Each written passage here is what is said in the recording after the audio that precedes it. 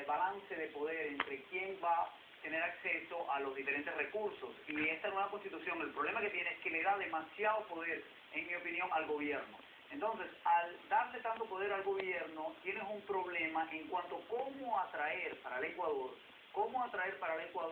bien sea inversión extranjera o promover los propios negocios que existen hoy en el Ecuador.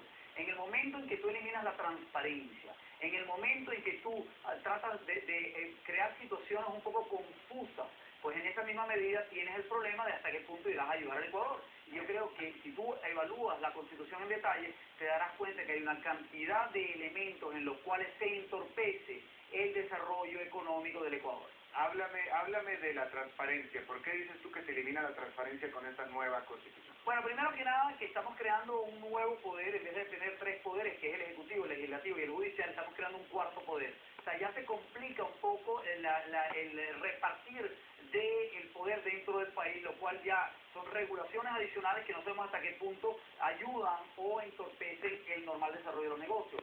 Por otro lado, tienen muchos elementos con respecto a la propiedad privada. La propiedad privada, una vez que queda protegida por la Constitución, es cuando ya los empresarios o los negocios se sienten protegidos.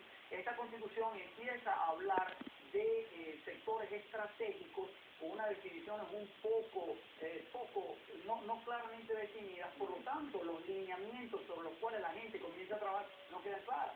Entonces el organismo que finalmente tiene la autoridad para definir esos lineamientos es el gobierno. Entonces, al quedar esos lineamientos tan en lo abstracto, entonces tumba completamente la confianza. Por otro lado, se introduce, no de una manera explícita, pero sí se empieza a cuestionar la dolarización. Iremos a eliminar la dolarización. Se habla del rol que va a tener el Banco Central. Son todos esos elementos que son entes que deben mantenerse independientes. Son entes que de una u otra manera ayudan al Ecuador a formar parte de un mundo más globalizado.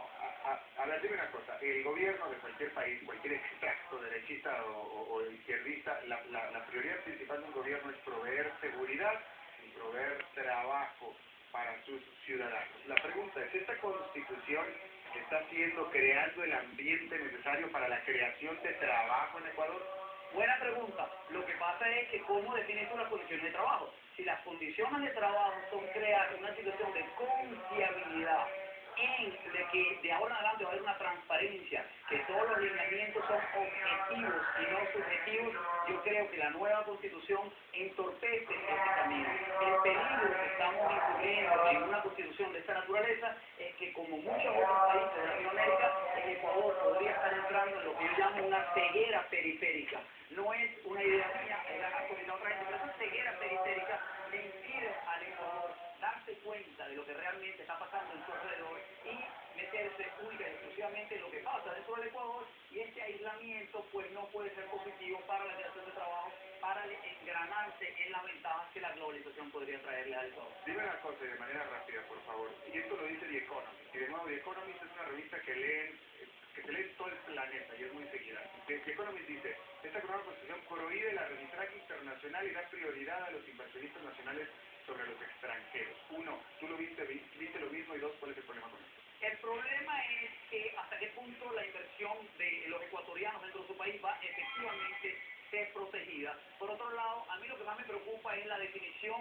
de segmentos estratégicos. ¿Cuáles son los sectores estratégicos? Esos sectores estratégicos quiere decir que van a ser manejados por el gobierno, o estamos ampliando, lo cual sería la condición ideal, estamos ampliando la relación entre el sector público y el privado, o le estamos dando más poder al sector público. Esa es mi preocupación. Ricardo Ernst, profesor de la Georgetown University en Washington. Muchísimas gracias por tu tiempo y tu visita. A ti, Albert. Hace una pausa y regresamos con más información.